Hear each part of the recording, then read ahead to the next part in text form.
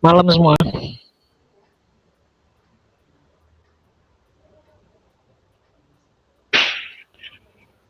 Mau kita langsung mulai aja?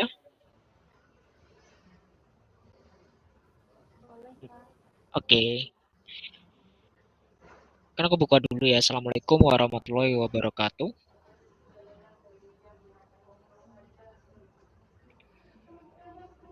Oke, malam ini kita mau bahas ASIS kemarin. Sebenarnya kalau habis ASIS itu eh sebenarnya libur ya kalau buat ASIS.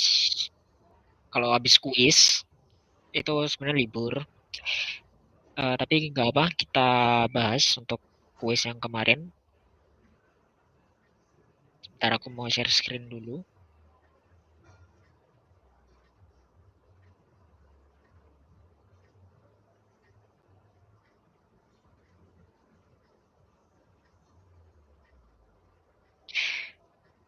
Oke, ini mau dibahas yang mana dulu nih?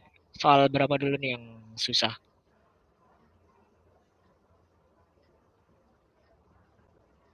Dari nomor satu aja, Kak. Urut ya.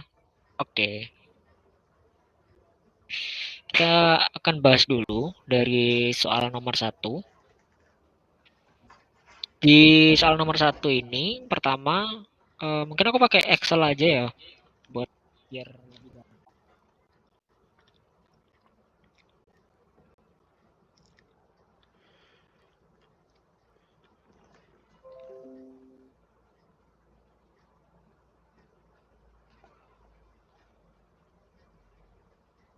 Gini kan.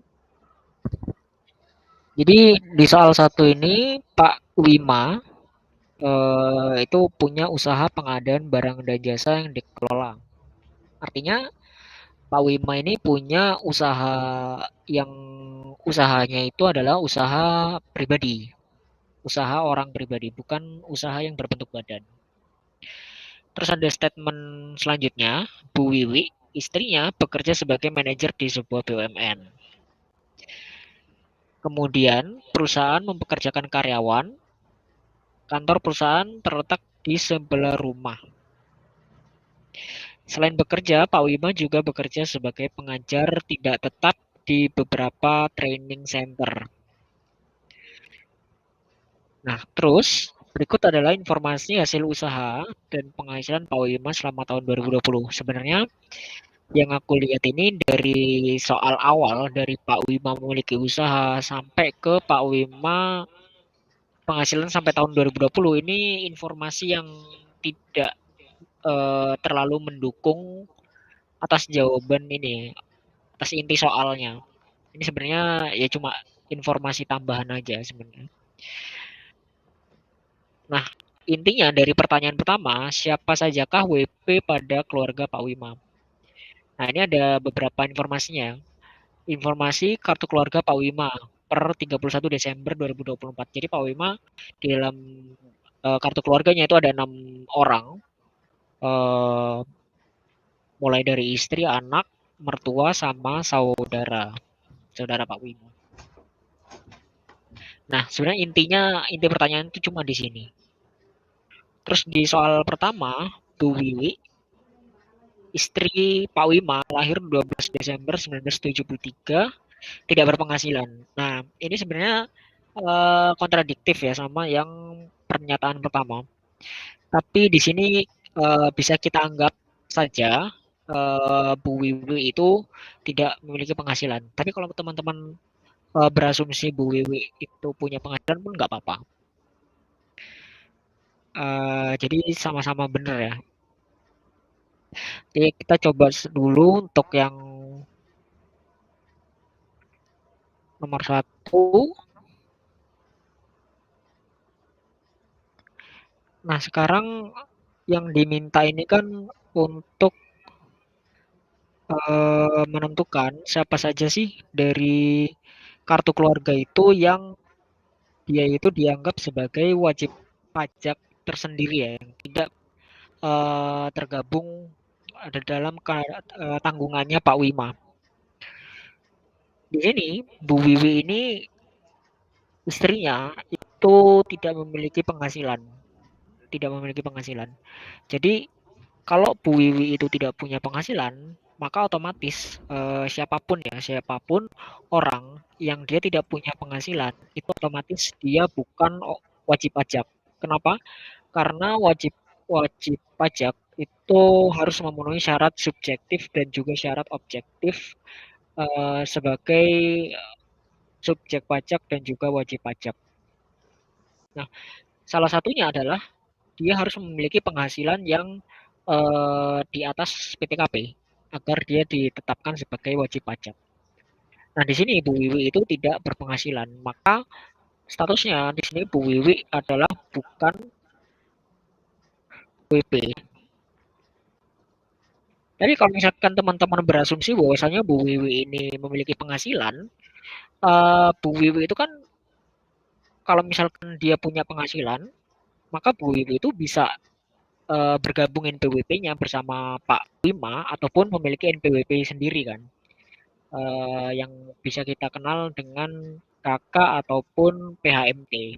Nah, kalau seperti itu case-nya, maka Bu Wiwi ini merupakan wajib pajak karena Bu Wiwi memiliki penghasilan. Nah, ini yaudah tergantung teman-teman berasumsinya seperti apa.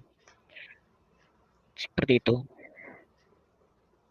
Nah, oke, kemudian yang nomor 2, Anung. Anung ini anak yang lahir 22 Desember 2013. Dia SMP, kemudian berpenghasilan. Nah, anak yang sudah berpenghasilan itu bisa saja menjadi WP ataupun bukan, tergantung dari umurnya. Kalau misalkan seorang anak yang di bawah umur 18 tahun ya, 18 tahun dia sudah berpenghasilan, maka dia itu tidak dianggap sebagai wajib pajak. Kenapa? Karena penghasilan dia akan dijadikan satu dan dianggap sebagai penghasilan orang tuanya. Kalau dalam perpajakan seperti itu. Karena dia masih belum cukup umur, maka dia belum bisa dikategorikan sebagai wajib pajak. Nah, karena di sini ya Anung ini lahir 2013. 2013 ke 2024 itu kan berarti masih 11 tahun ya. Masih 11 tahun. Artinya masih di bawah 18 tahun. Maka dia statusnya bukan WP. Nah, sekarang ke Tia. Tia ini lahir 11 Juni 2009. Case-nya sama kayak tadi. Kalau misalkan dia berpenghasilan, dilihat dulu umurnya berapa nih? Umurnya berapa? Dari 2009 ke 2024 itu berarti eh, umurnya 15 tahun ya. 15 tahun, 14 sampai 15 tahun, maka dia masih belum cukup umur. Sehingga dia dikategorikan sebagai bukan wajib pajak. Gitu. Kemudian anak yang selanjutnya itu juga sama. Kita lihat dia bekerja artinya kan berpenghasilan. Kecuali kalau dia kerja rodi atau diperbudak kan sama perusahaannya itu mungkin nggak punya penghasilan. Tapi di sini kita asumsikan berarti kalau dia kerja ya berarti dia punya penghasilan gitu kan. Nah, Adit ini lahirnya 3 Juli 2005. Nah, 2005 ke 2024 ini kan berarti udah 19 tahun. 19 tahun, sekitar 18 sampai 19 tahun. Artinya udah di atas 18 tahun, maka dia sudah cukup umur. Sehingga dia tidak bisa nih menjadi tanggungannya Pak Wima, walaupun dia berada di satu kakak dengan Pak Wima. Gitu. Jadi bukan serta-merta anak itu selalu bisa menjadi tanggungan anak kandung. Harus dilihat dulu apakah dia itu berumur di atas 18 tahun atau di bawah umur 18 tahun. Kalau di atas umur 18 tahun, kita lihat dia punya penghasilan atau enggak. Kalau enggak punya penghasilan, walaupun di atas 18 tahun, maka dia tidak bisa dikategorikan sebagai wajib pajak dan dia bisa menjadi tanggungannya Pak Wima. Tapi kalau sudah punya penghasilan, ya berarti dia harus dikeluarkan dari tanggungan. Dia dikeluarkan dari tanggungan, maka statusnya adalah wajib pajak.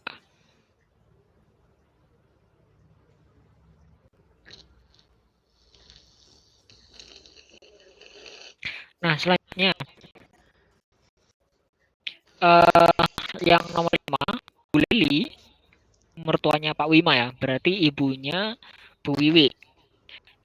Bu Lili ini lahir 3 Januari 1952 ya, berarti otomatis umurnya sudah di atas 18 tahun tentunya ya. Bu Leli ini janda, artinya suaminya udah nggak ada, entah cerai ataupun meninggal. Jadi statusnya tidak tidak menikah. Kemudian Bu Leli, nah di sini Bu Leli ini menerima pensiun. Nah, yang perlu diingat tanggungan, tanggungan itu kan bisa keluarga sedarah satu derajat ya, keluarga sedarah satu derajat ataupun semenda. Semenda itu adalah status hubungan keluarga karena perkawinan. Bisa dia itu adalah mertua, bisa dia itu adalah anak tiri. Nah, yang perlu diperhatikan lagi-lagi apakah yang ditanggung itu punya penghasilan atau tidak. Kalau nggak punya, maka dia tidak bisa dikategorikan sebagai wajib pajak. Mertua ini kan aslinya boleh ditanggung, tapi dengan syarat mertua itu tidak punya penghasilan. Nah, di sini ada keterangan bahwasanya Bu Leli itu menerima uang pensiunan. Nah, kalau Bu Leli itu masih menerima uang pensiunan, maka otomatis Bu Leli itu bukan eh, otomatis Bu Leli itu bukan tanggungan dan termasuk ke dalam wajib pajak. Itu. Nah, sekarang yang nomor 6, Ibu Ika. Nah, berarti ada saudara saudara Pak Wima, entah Pak Wima itu punya kakak ataupun punya adik. Saudara Bu Ika ini, saudara Pak Wima, tidak memiliki penghasilan. Nah, Bu Ika ini tidak bisa menjadi tanggungannya Pak Wima karena statusnya adalah saudara, bukan keturunan, saudara ataupun semenda.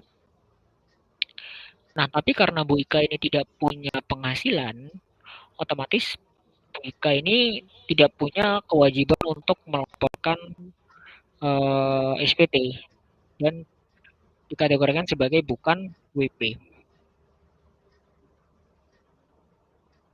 Nah, jadi jawabannya seperti ini. Untuk nomor 1, dia bisa entah bukan WP, bisa jadi WP.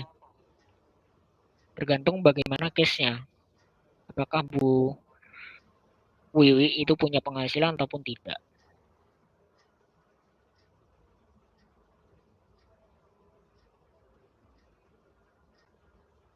Oke, paham?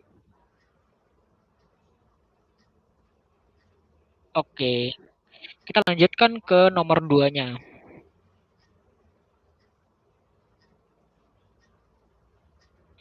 Nomor 2. Nah, sekarang itu diminta hitunglah besarnya PTKP pada para wajib tersebut jika WP lebih dari 1 per tahun pajak 2025. Nah, sekarang kita lihat per tahun pajak 2025 PTKP-nya itu berapa? Untuk Pak Wima, ya karena di sini main main aktornya kan Pak Wima nih ya.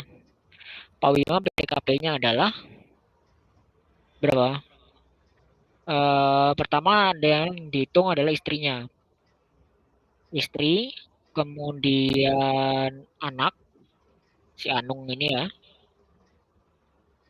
Kemudian anak yang kedua ini. Di tahun 2025 umurnya masih berapa itu? 2009 ke 2025 berarti masih 16 tahun ya. Nah, masih 16 tahun, masih di bawah 18, maka dia masih menjadi tanggungan. Maka status Pak Wima adalah K2. Sementara untuk anaknya si Adit itu tidak bisa masuk tanggungan. Nah, untuk K4 kita tinggal hitung pertama, K2 sorry, kita tinggal hitung untuk PTKP-nya. Pertama untuk Pak Wima sendiri 54 juta, terus ditambah 4.500.000 untuk status kawin, kemudian 9 juta untuk anaknya. Maka PTKP Pak Wima adalah 67.500.000. Sekarang lanjut, WP selanjutnya adalah uh, Adit ya, Adit. Karena Adit sudah berpenghasilan, terus dia ini sudah di atas 18 tahun, maka dia juga harus melaporkan SPT-nya. Otomatis dia juga mendapatkan PTKP. Nah, di sini Adit memang tidak ada keterangan nih, apakah Adit itu sudah menikah atau belum, ataukah Adit itu punya anak ataupun enggak, itu enggak ada keterangannya. Sehingga kita asumsikan untuk Adit itu belum menikah dan tidak punya tanggungan. Mereka nol. Artinya untuk PTKP-nya cuma dirinya aja, 54 juta.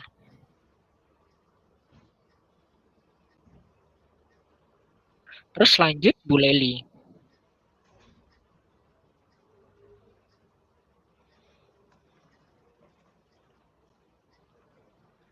Bu Leli ini karena dia di sini kan janda ya, janda tidak punya suami, terus dia punya penghasilan, maka statusnya adalah TK 0.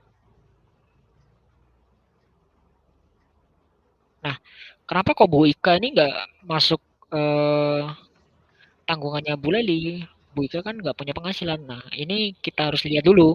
Bu Ika ini kan saudaranya Pak Wima nih. Saudaranya Pak Wima. Sementara Bu Leli ini ibunya Bu Wiwi. Artinya Bu Wiwi dengan Ika ini adalah ipar. Nah, ipar itu tidak bisa masuk ke dalam tanggungan. Jadi Bu Leli sama Bu Ika ini nggak punya hubungan darah apapun. Dia bukan menantu, bukan juga anak kandung gitu. Makanya Bu Ika ini nggak bisa masuk tanggungannya Bu Leli. Sehingga Bu Leli kita asumsi juga statusnya adalah nol tanggungan.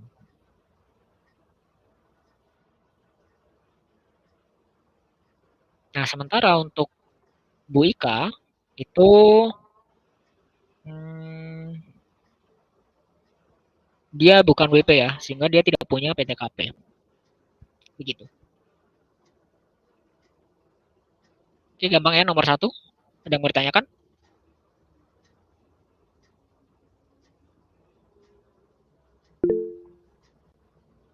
Oke, siapa nih? Gimana, Net? Kak, aku mau nanya kan itu ada uang pensiun itu kan masuknya kan ke objek pajak ya Kak. Ya. Nah, tapi dia nggak dikasih tahu gitu Kak, nominalnya berapa atau kayak emang semua dana pensiun itu dimasuk jadi objek pajak atau kalau lebih dari 60 juta aja? Oke, jadi eh di sini ya, Net, untuk penghasilan itu tidak ditentukan apakah dia di bawah PTKP ataukah di atas PTKP. Jadi, misalkan Bu Leli itu penghasilannya adalah per tahunnya itu 50 juta, kan di bawah PTKP. Tapi karena Bu Leli itu punya penghasilan, ya tetap dianggap punya penghasilan. sehingga dia tidak bisa ditanggung. Karena dia punya penghasilan, berapapun penghasilannya, walaupun cuma 100.000 per bulan, itu tetap dianggap sebagai penghasilan. Gitu. Maka dia tidak bisa ditanggung oleh Pak Wima. Nah, kalau misalkan seperti itu case-nya, ya udah nanti Bu Leli akan melaporkan di SPT-nya sebagai nihil atau tidak ada pajak yang terutang. Gitu. Gimana? Masih bingung? Berarti ini konsep soalnya nggak lihat dari syarat PTKP-nya gitu ya, Kak? Soalnya yang Adit juga masuk objek pajak. Gimana? Yang Adit? Yang mana? Yang iya itu, Kak, yang gaji Adit itu kan dia emang udah 18 tahun. Tapi gajinya tuh nggak sampai 60 juta per tahun. Itu juga tetap masuk gitu ya, Kak? Iya. Jadi mau berapapun penghasilan si Adit, itu dia tidak bisa menjadi tanggungannya Pak Wima. Karena Adit sudah berpenghasilan dan sudah berumur di atas 18 tahun. Jadi kalau misalkan nanti eh, lapor SPT, ya udah Adit itu akan melaporkan penghasilannya itu di bawah BTKP atau nihil. Gitu.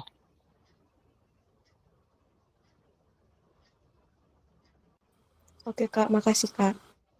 Oke, oke kita lanjut yang nomor 2. Hmm, hmm, kita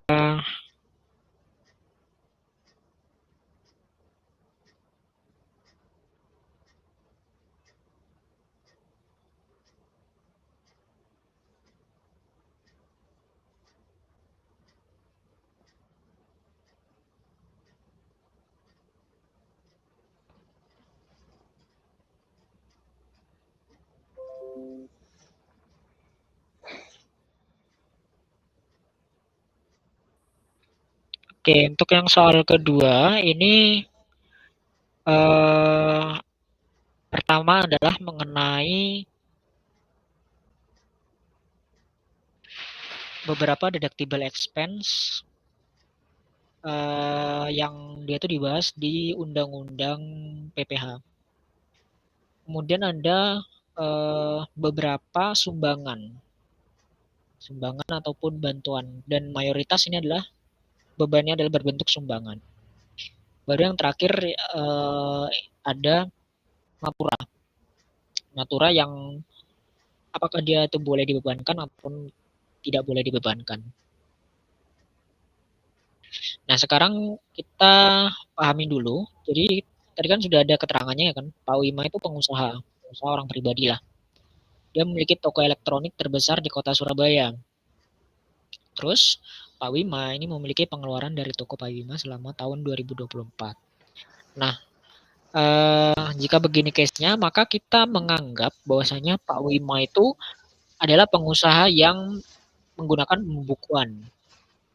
Karena kalau misalkan menggunakan pencatatan, maka informasi ini tidak berguna. Nah, karena kita fokusnya pada informasi ini, maka kita anggap Pak Wima itu melakukan pembukuan. Nah, yang pertama ada beberapa beban-beban.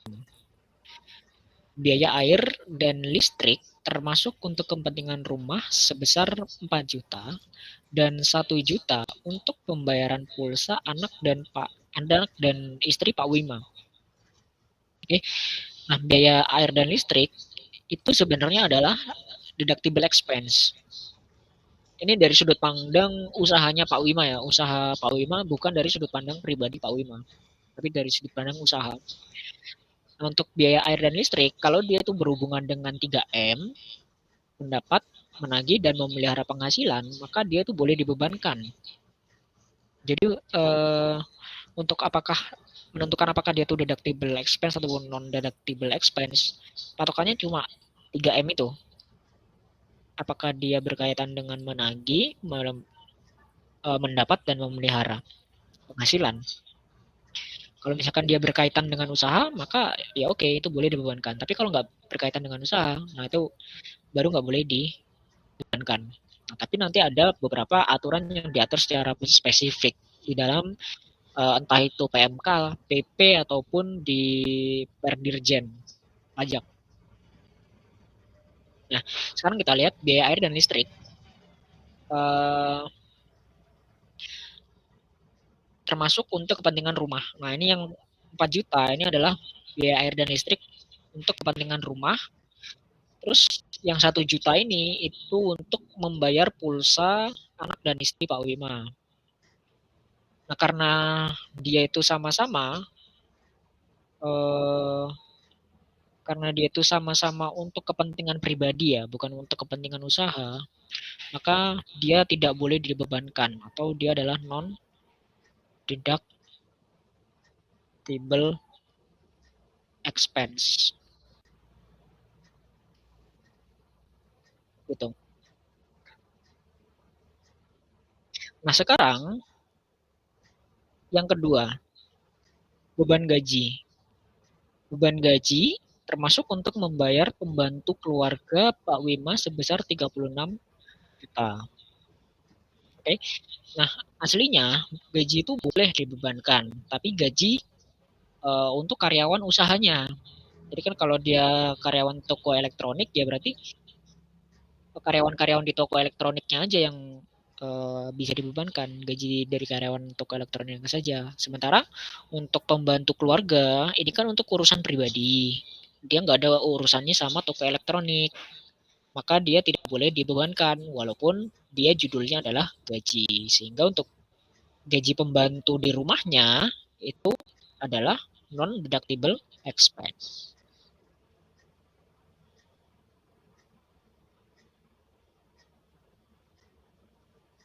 Nah, kemudian yang ketiga ada biaya transportasi. Transportasi 3 juta untuk rekreasi keluarga dan 200 juta untuk rekreasi karyawan. Nah, eh, untuk biaya transportasi yang untuk rekreasi keluarga ini jelas, jelas dia bukan deductible expense. Nah, ini adalah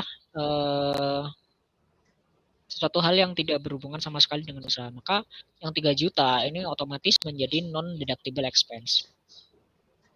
Tapi untuk yang 200 juta ini sebenarnya kalau di dalam prakteknya, di dalam dunia consulting, ini adalah gray area. Gray area. Kenapa? Ini dia statusnya adalah abu-abu. Dia tidak jelas apakah dia itu termasuk deductible ataupun non deductible. Karena dua-duanya pun punya dasar hukum yang saling berkaitan, saling tumpang tindih maksudnya. Karena di dalam peraturan, di dalam undang-undang, biaya entertainment itu boleh dibebankan asalkan ada daftar nominatif. Nah, sementara untuk kontranya, oke, okay, kontranya nanti akan memberikan argumen bahwasanya yang 200 juta ini kan biaya transportasi. Biaya transportasi itu tidak berhubungan dengan entertainment. Transportasi ya transportasi, entertainment ya entertainment gitu. Nah, kemudian untuk yang mendukung bahwasanya dia deductible expense itu ada lagi argumentasi bahwasanya yang 200 juta ini bisa dibebankan karena dia berhubungan dengan 3M. Kenapa? Karena dengan rekreasi karyawan kita akan bisa meningkatkan performa karyawan. Nah, cuma pertanyaannya, apakah nanti itu bisa dibuktikan ketika kita dilakukan pemeriksaan oleh DJP? Pertanyaannya itu, bagaimana cara kita membuktikan?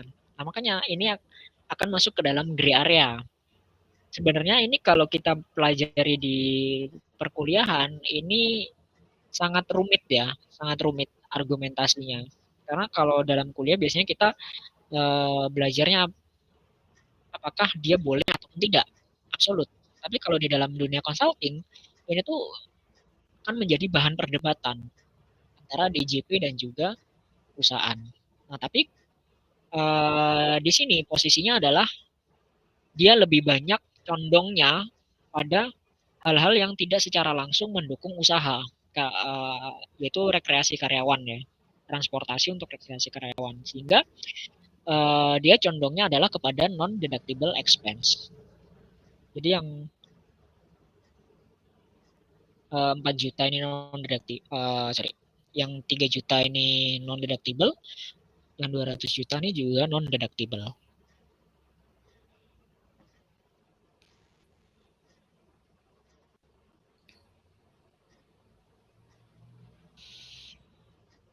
Kemudian yang keempat, di dalam biaya pemasaran terdapat biaya untuk entertainment. Nah, ini tadi.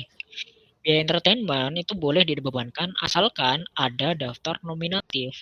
Nah, di sini adalah biaya entertainment yang tidak ada daftar nominatifnya. Daftar nominatif itu artinya adalah ada perinciannya. Untuk entertainmentnya tuh rinciannya untuk apa aja gitu kan. Entertainmentnya dalam bentuk apa aja. Nah, itu ada daftar nominatif namanya. Kalau dia nggak dicantumkan daftar nominatifnya, maka dia tidak bisa dibebankan. Dia akan sangat jelas dia masuk ke dalam non-deductible expense.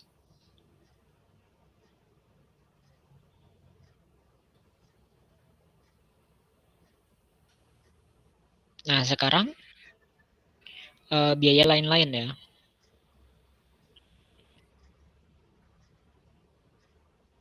Kita akan pisahkan aja untuk biaya lain-lain.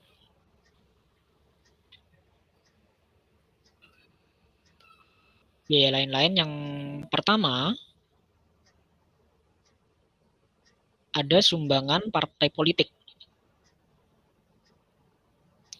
Nah, kalau kita lihat ini dari atas sampai ke bawah, sampai ke pembangunan infrastruktur ini ya.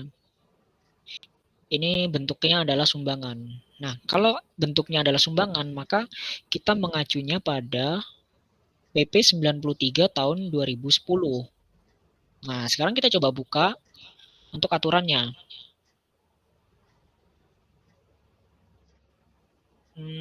Jadi untuk sumbangan yang boleh dibebankan, pertama, sumbangan penanggulangan bencana nasional dengan syarat-syarat berikut. Kemudian ada sumbangan dalam rangka litbang. Litbang, kemudian ada sumbangan fasilitas pendidikan. Keempat, ada sumbangan dalam rangka pembinaan olahraga. Dan yang terakhir ada biaya pembangunan infrastruktur sosial. Oke. Nah, sekarang kita lihat apakah sumbangan partai politik itu masuk dari 5 kriteria ini. Nah, dia kan nggak masuk nih. Maka dia menjadi non-deductible expense.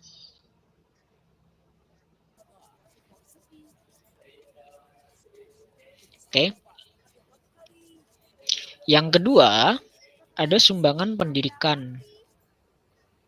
Sumbangan pendidikan sebesar 10 juta. Nah, sekarang kita lihat sumbangan pendidikan. Sumbangan pendidikan itu bisa dalam bentuk sumbangan fasilitas pendidikan yang merupakan fasilitas pendidikan yang disampaikan melalui lembaga pendidikan. Atau bisa saja sumbangan pendidikan ini adalah sumbangan dalam rangka penelitian dan pengembangan, yang merupakan sumbangan untuk penelitian dan pengembangan yang dilakukan di wilayah Republik Indonesia. Nah, itu kan bisa masuk juga. Ya, tapi karena dia tidak terlalu jelas ya, sumbangan pendidikan ini dalam bentuk apa, spesifiknya itu seperti apa, maka kita akan mengambil asumsi bahwasanya sumbangannya itu adalah dalam bentuk fasilitas pendidikan. Nah, sekarang kita cek sumbangan untuk fasilitas pendidikan. Pertama adalah ini.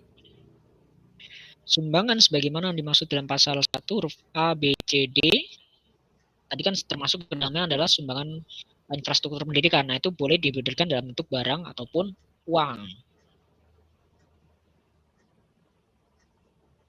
Nah, terus ada syarat juga, sumbangan itu tidak diberikan kepada orang yang memiliki hubungan istimewa. Misalkan sumbangan yang diberikan dari induk perusahaan ke anak perusahaan. Nah, itu nggak boleh dibebankan karena dia punya hubungan istimewa. Oke.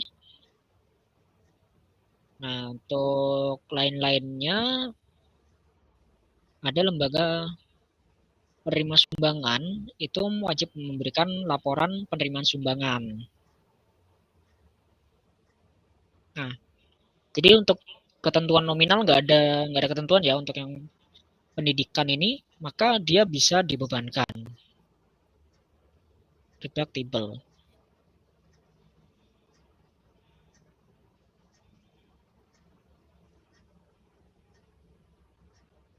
Oke.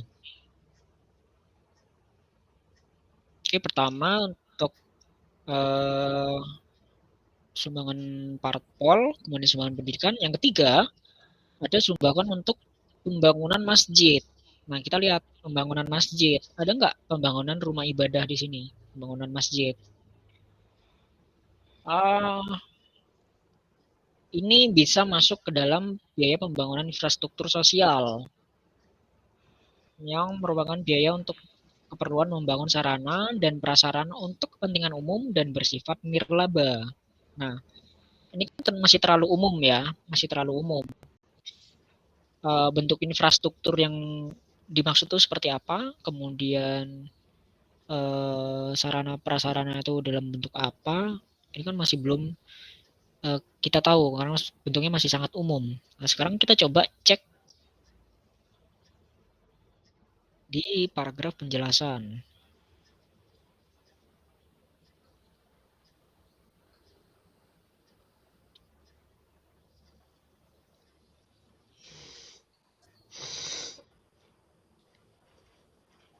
Nah, di sini yang dimaksud dengan sarana atau prasarana antara lain rumah ibadah, sanggar seni budaya, dan poliklinik.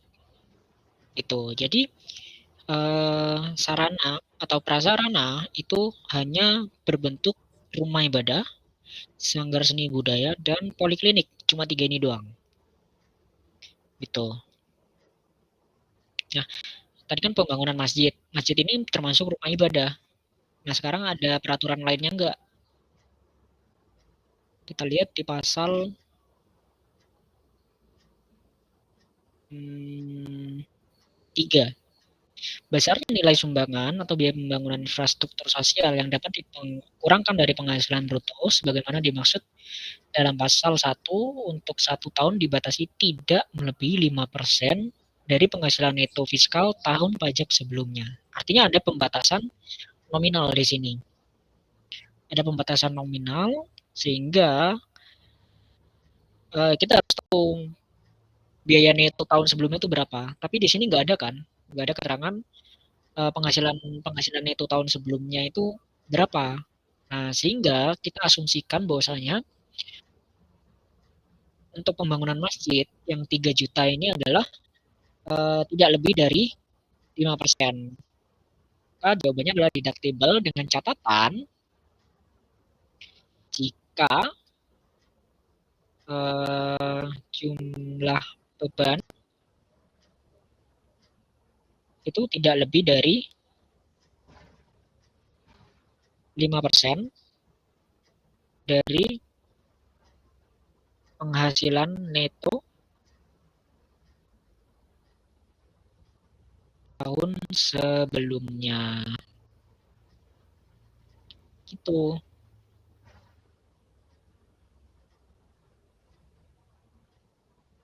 Nah, sekarang untuk bantuan pembangunan jalan, tadi kan udah dijelaskan ya di paragraf penjelas untuk sarana prasarana dia cuma tempat ibadah, kemudian sanggar seni budaya dan poliklinik. Pasal 5 ayat 1. Pasal 5 ayat 1 Nah, diberikan hanya dalam bentuk sarana dan atau prasarana pembangunan infrastruktur sosial. Nah, berarti untuk pembangunan jalan, dia merupakan non-deductible expense karena dia bukan pertama tempat ibadah, bukan sanggar seni budaya, kemudian bukan juga uh, ini ya, bukan juga poliklinik. Nah, untuk selanjutnya, yang nomor 5, pembangunan infrastruktur akibat bencana nasional. Karena dia bencana nasional ya, bencana nasional, terus sumbangannya berbentuk pembangunan infrastruktur. Artinya dia pemberian barang. Tadi bencana nasional dia boleh dibebankan, termasuk ke dalam 5 kriteria yang boleh dibebankan. Selanjutnya, ada pembayaran zakat. Pembayaran zakat pada lembaga LAZ itu singkatan dari lembaga amil zakat. Nah, lembaga amil zakat yang diakui sebesar 10 juta. Pembayaran zakat itu bisa diakui kalau kita membayarkan pada lembaga yang sudah diakui berdasarkan ketetapan Menteri Keuangan. Jadi Menteri Keuangan itu akan merilis lembaga amil zakat mana aja sih yang diakui oleh pemerintah sehingga kita bisa membebankan zakat itu sebagai beban. Nah, karena dia sudah diakui, maka dia termasuk ke dalam deductible. Kecuali nanti kalau misalkan ada pembayaran zakat 10 juta. Nah, itu kan nggak ada keterangan dia membayar zakatnya itu apakah kepada lembaga yang sudah diakui oleh pemerintah ataukah belum. Nah, itu nanti teman-teman bisa memberikan asumsi teman-teman masing-masing. Kalau misalkan asumsinya pada lembaga zakat yang diakui maka boleh dibebankan, tapi kalau pada lembaga zakat yang tidak diakui maka tidak boleh dibebankan.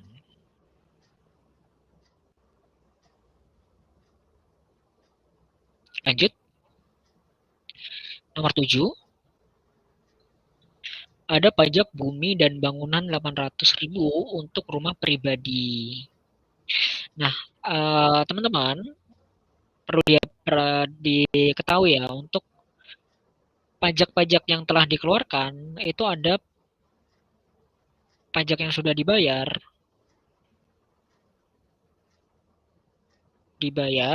itu ada dua, ada yang boleh dibebankan,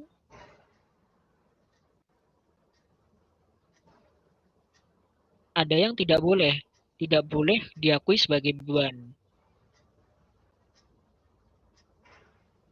Nah, pajak yang boleh dibebankan itu pajak apa aja? Pertama ada PBB, terus pajak kendaraan bermotor, terus pajak daerah yang lain.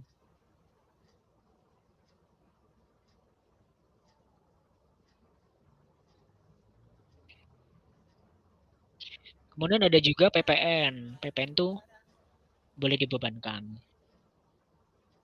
PPN yang pure kita bayar ya, itu boleh dibebankan. Nah, yang nggak boleh dibebankan tuh apa? Ada denda pajak. Denda pajak itu tidak boleh dibebankan. Terus ada juga PPh. PPh berapapun itu, PPh 2, PPh 21, PPh 22, PPh 23 itu tidak boleh dibebankan. Nah, kenapa? Eh, yang ini boleh dibebankan.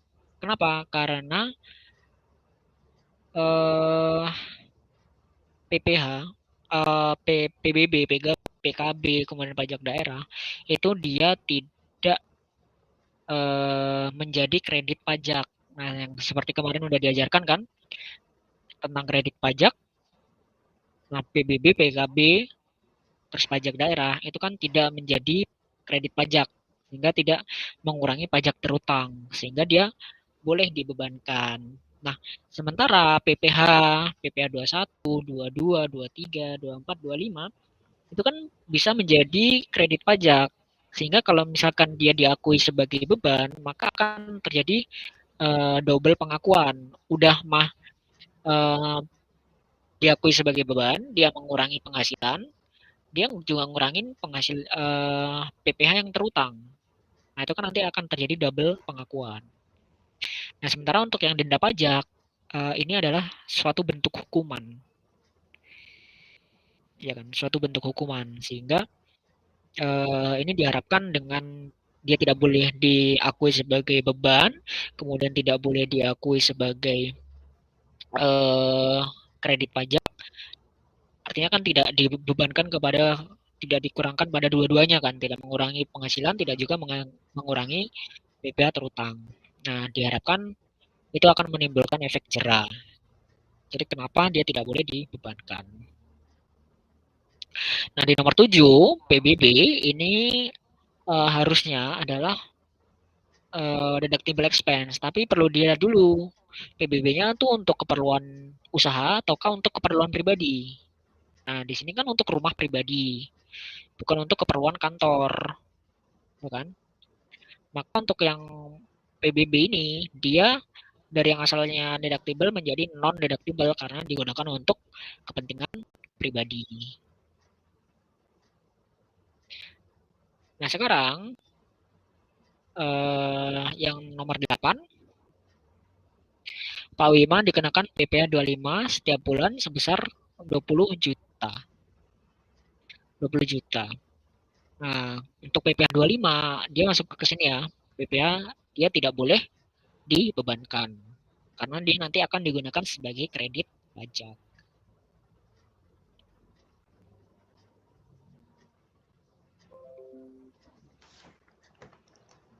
Oke, untuk yang terakhir di sini ada soal natura ya, yang kemarin sudah kita pelajari. Pak Wima memberikan makan siang gratis sebesar 20.000 per hari per orang dari Senin sampai Jumat. Total pegawai Pak Wima termasuk Pak Wima adalah 100 orang. Nah, eh, yang perlu kita ketahui, Pak Wima walaupun pemilik, ini kalau dia bekerja juga untuk kantor, maka dia juga dianggap sebagai salah satu karyawan gitu. Maka Pak Wima itu akan masuk ke dalam hitungan. Kemudian bagian pengiriman barang terdiri dari 10 orang dan mendapatkan voucher makan sebesar 30.000 per hari per orang. Oke, kita akan hitung untuk yang di kantor ya.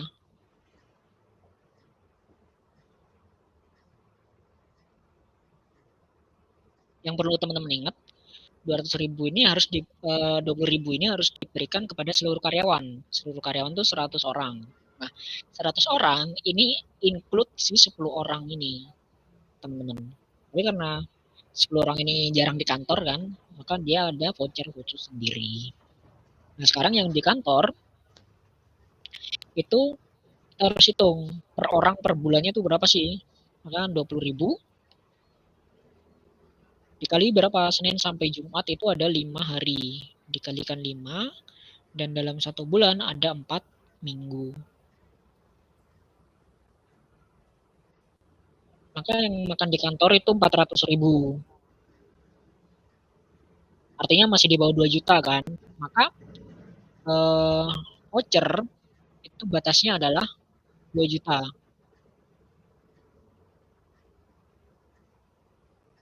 Nah, sementara untuk voucher per orangnya per bulan itu berapa? Kalikan 4 terus dikalikan 5 dengan asumsi dia masuknya juga dari Senin sampai Jumat juga kan. Maka sebulan 600.000. Nah, batas voucher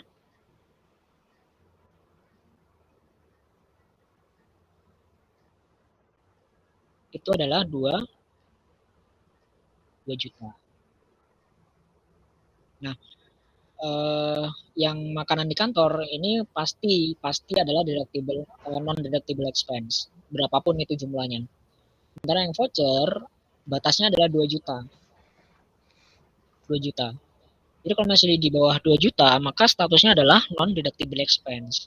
Tapi kalau vouchernya sudah di atas 2 juta, maka harus dikurangin. Yang 2 juta ini non-deductible, sementara yang di atas bagian yang di atas 2 juta adalah deductible expense. Sehingga kesimpulannya untuk yang nomor 9, ini seluruhnya baik makanan yang di kantor maupun voucher itu adalah non-deductible.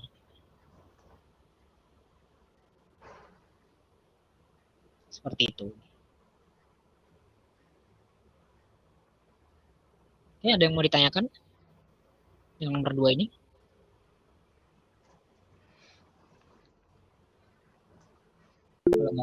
Gimana? Ya, gimana Leli?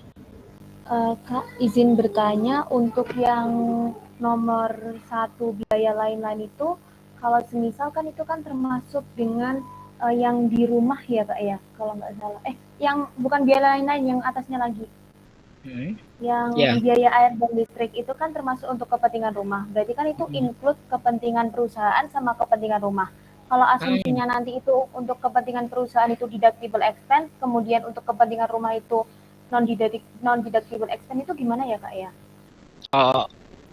Ini ya, berarti yang kamu pahami dari 4 juta ini sebenarnya itu sudah include rumah sama kantor gitu? Iya, gitu. Oke. Yang penting kamu kasih keterangan aja untuk yang kantor, keperluan kantor ya deductible, kalau untuk yang keperluan rumah itu non-deductible expense. Itu nggak apa-apa. Berarti itu juga berlaku untuk yang beban gaji juga kan Kak? Berarti kan kalau beban gaji termasuk untuk membayar pembantu, berarti itu kan beban gaji karyawan sama beban gaji pembantu. Yang karyawan nanti itu deductible sama yang pembantu itu non-deductible gitu ya Kak? Iya, yang penting ada keterangannya aja. Untuk yang gaji karyawan deductible, untuk yang non karyawan, yang pembantu itu dia non deductible. Gitu aja. Oke Kak, terima kasih. Oke.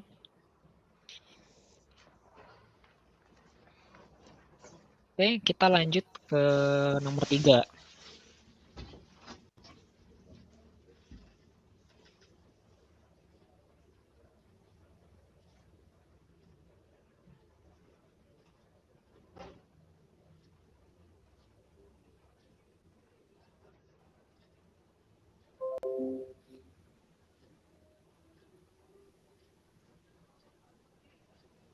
Nah,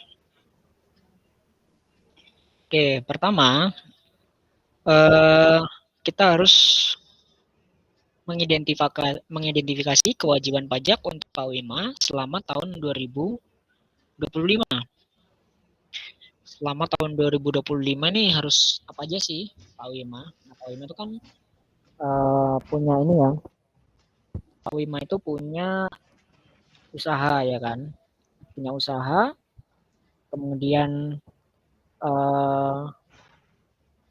Pak Wima itu punya karyawan. Tadi kan di keterangannya ada kan punya karyawan. Maka pertama berkaitan soal karyawan, maka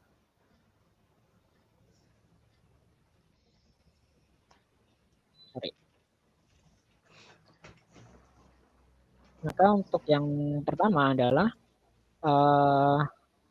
menghitung, memotong, kemudian menyetor dan melaporkan SPT masa PPh 21. Kemudian serta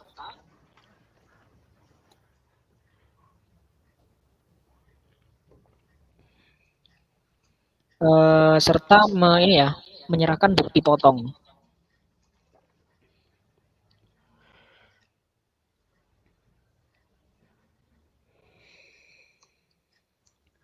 Ini yang pertama.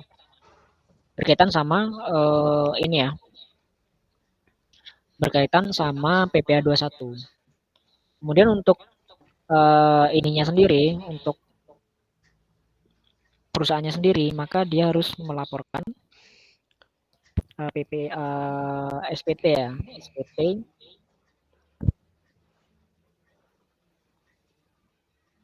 Pertama adalah menghitung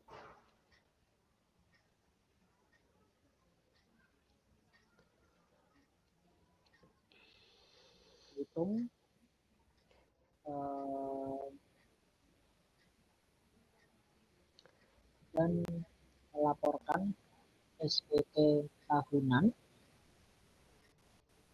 SPT-nya apa? 1770.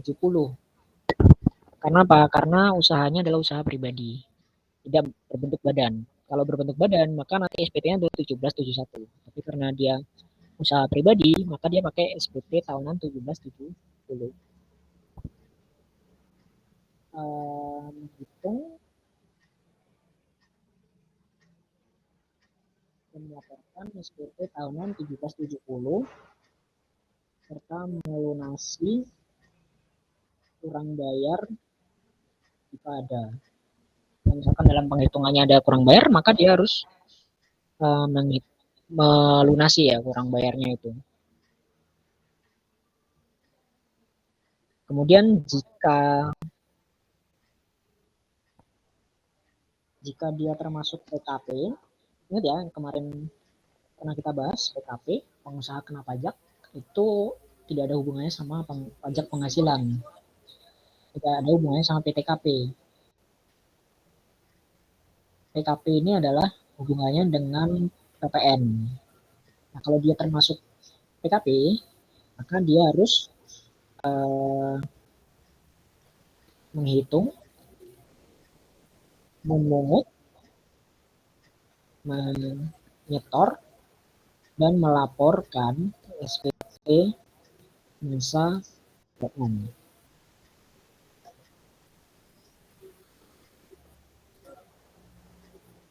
Kemudian ada lagi soal PPh ini ya, PPh 25. PPh 25, maka dia harus menghitung, menyetor, dan melapor. Menghitung, memungut ataupun memotong, menyetor, dan melaporkan SPT masa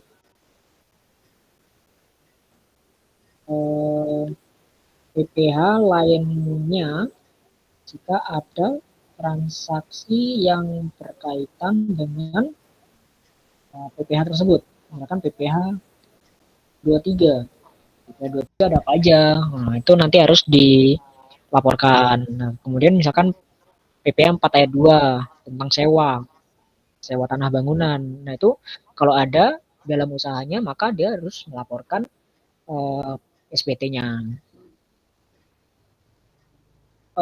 Untuk NPWP kita anggap Pak Wima ini sudah punya NPWP ya dari tahun-tahun sebelumnya, sehingga di tahun 2025 tinggal melanjutkan aja seperti itu. Jadi secara garis besarnya itu ada ini 4 ini ya. 4. Kalau kita lihat selain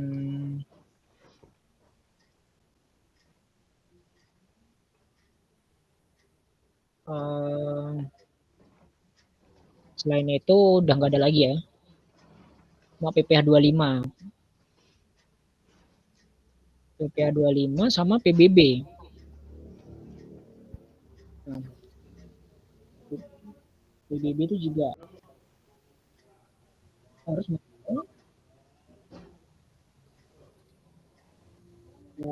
kemudian membayar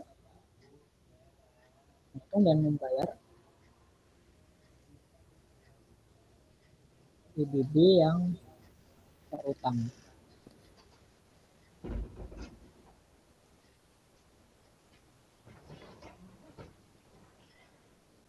Jadi untuk kewajiban pajaknya kurang lebih yang ini.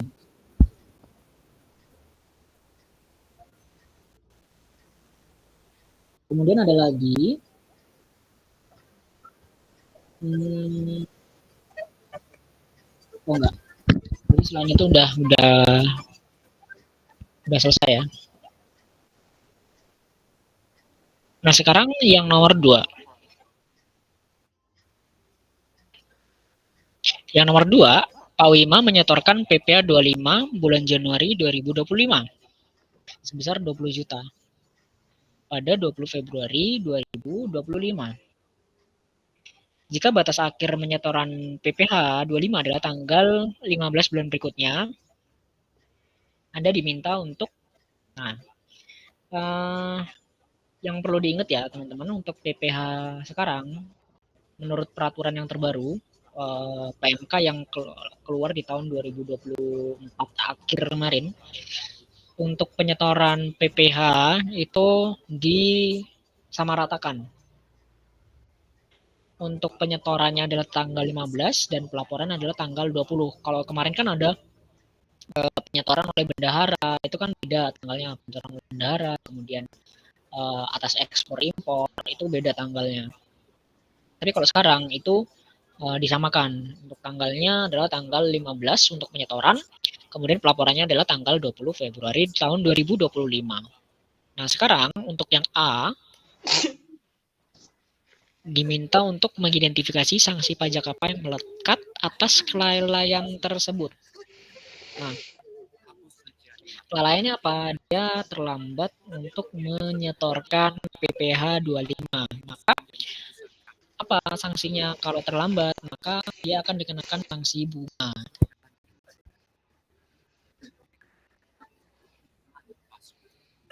Jangan lupa, sanksi bunga untuk terlambat menyetor ada aplifaktornya.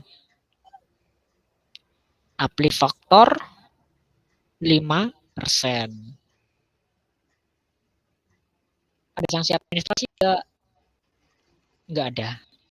Kenapa? Kenapa enggak ada? Bukan bukan asumsinya adalah dia setelah setor itu langsung lapor. Itu enggak. Ya memang dia setornya di tanggal 20 itu dia sempat masih untuk melapor kan. Tapi untuk PPh 25 ini berbeda. Kenapa? Karena PPh 25 itu jika dia dilunasi secara online melalui m-banking ataupun sarana-sarana lain yang ditetapkan ya secara online, dia tidak perlu melapor lagi. Nah, kalau teman-teman cek, apakah ada SPT masa untuk PPh 25? Itu tidak ada, teman-teman. PPh 25 tidak memiliki SPT masa. Jadi setiap teman-teman bayar itu sudah dianggap sekaligus melapor. Sehingga kalau dia membayarnya di tanggal 20 Februari, maka dia tidak dianggap terlambat untuk melapor. Gitu. Jadi PPh 25 itu bayar itu udah dianggap melapor. Gitu. Sehingga dia tidak dikenakan sanksi administrasi. Tapi kalau misalkan kayak PPh yang lain yang ada SPT masanya, PPh 23, misalkan PPh 22, kalau dia case-nya seperti ini, belum tentu 20 Februari itu dia langsung bayar, sehingga teman-teman harus memasukkan asumsi. Kalau PPh 22 atau 23, kalau misalkan di tanggal 20 Februari tidak langsung melapor, maka dia kena denda, sanksi administrasi. Itu. Nah, sehingga untuk sanksinya dia cuma sanksi bunga aplifaktor 5%. Nah, berapa sanksinya? Sanksi pajak tersebut. Nah,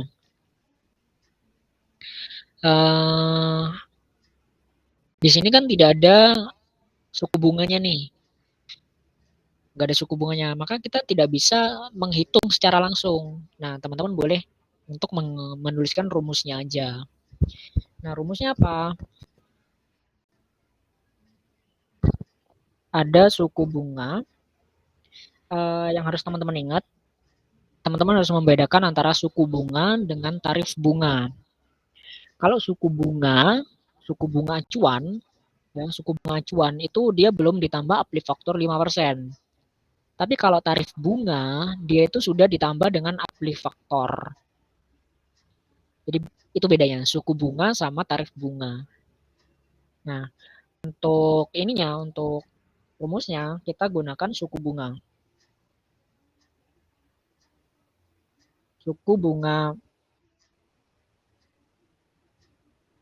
bunga KMK bulan apa?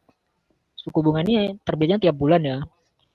Nah, kita lihat dia itu jatuh temponya adalah Februari. PP 25 yang disetorkan adalah PP 25 Januari. Nah, jatuh temponya di Februari, maka yang kita pakai adalah suku bunga ketika jatuh tempo, yaitu Februari. Februari disetahunkan,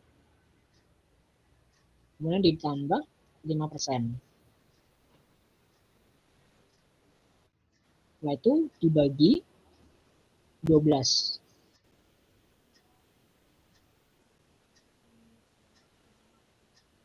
Dibagi 12 dikalikan dia terlambatnya berapa bulan nih?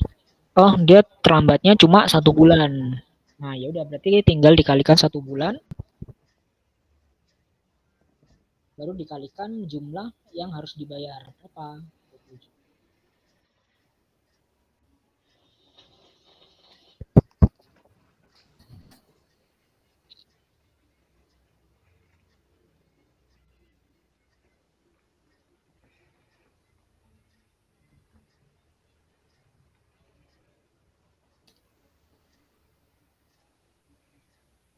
5%-nya adalah uplift factor. Oke. Jadi seperti ini.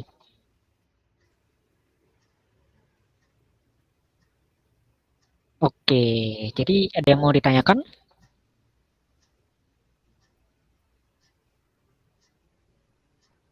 Nah, ini kalau misalkan teman-teman berasumsi ya, asumsiku suku bunganya misalkan adalah 5%.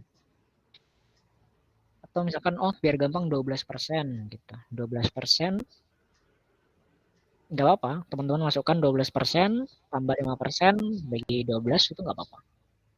Jadi, teman-teman bebas berasumsi masing-masing. Tapi kalau misalkan nggak mau yang berasumsi gimana-gimana, boleh dituliskan rumusnya aja, nggak apa-apa. Gitu. Ada yang mau ditanyakan?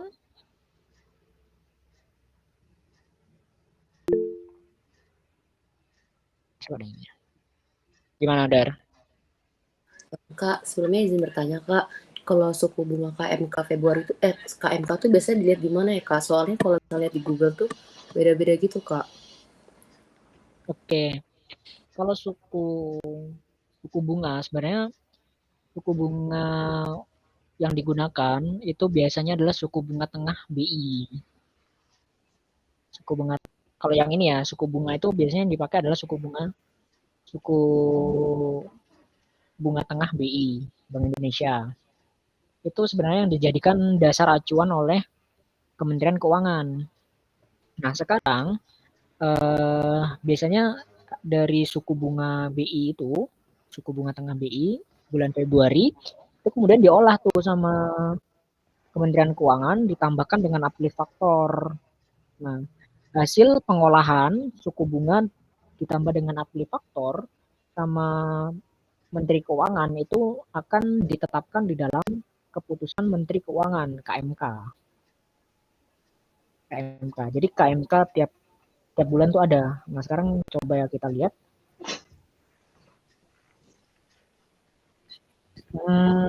Kita lihat.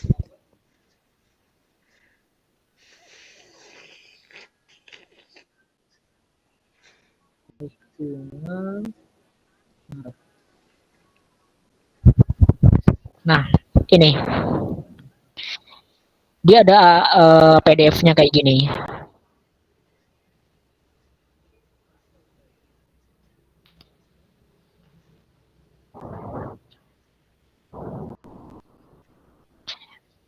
Nah, ini ya. Ini yang aku bilang bedanya tarif bunga, ya. Bedanya tarif bunga KMK dengan suku bunga itu ini. Kalau tarif bunga ini tuh sudah hasil aplifaktor. Ini aplifaktor 0%, ya kan? Tarif 0 aplifaktor 0% dibagi 12. Nah, maka kalau misalkan kita kalikan 0,57 dikalikan 12, maka suku bunga yang berlaku adalah 6,84 anual. 6,84 anual. Ini suku bunga tengah BI ya. Nah, 6,84 ini yang masuk ke dalam sini. 6,84 terus ditambahkan 5%. Ya kan? Nah, sekarang kita coba ditambah 5 nih, ditambah 5. Terus kita bagi 12.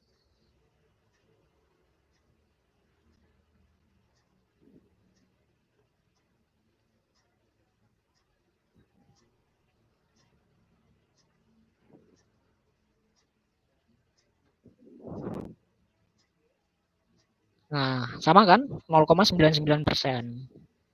Nah, ini aplifaktor 5%. Gitu.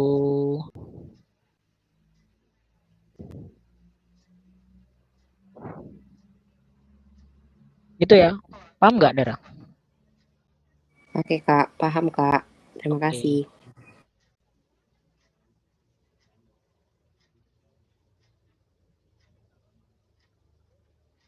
Jadi kalau misalkan nggak ada ini lagi ya, kalau misalkan nggak ada pertanyaan lagi, mungkin aku cukupkan aja.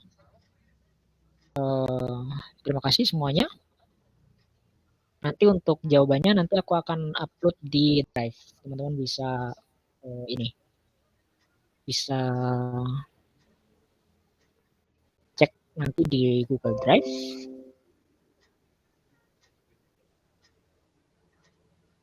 Oke, bentar ya, aku mau screenshot dulu yang hadir.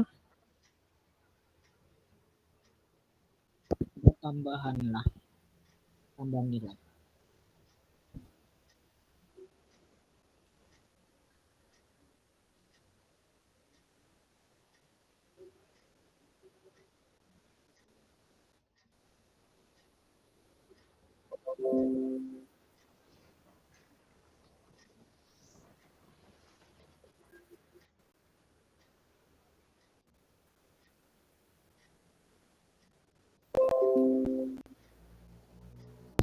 Ya udah, terima kasih semuanya udah menghadiri untuk sesi asistensi malam hari ini, yang sebenarnya nggak wajib juga ya teman-teman hadir, tapi buat tambahan nilai aja nggak apa-apa.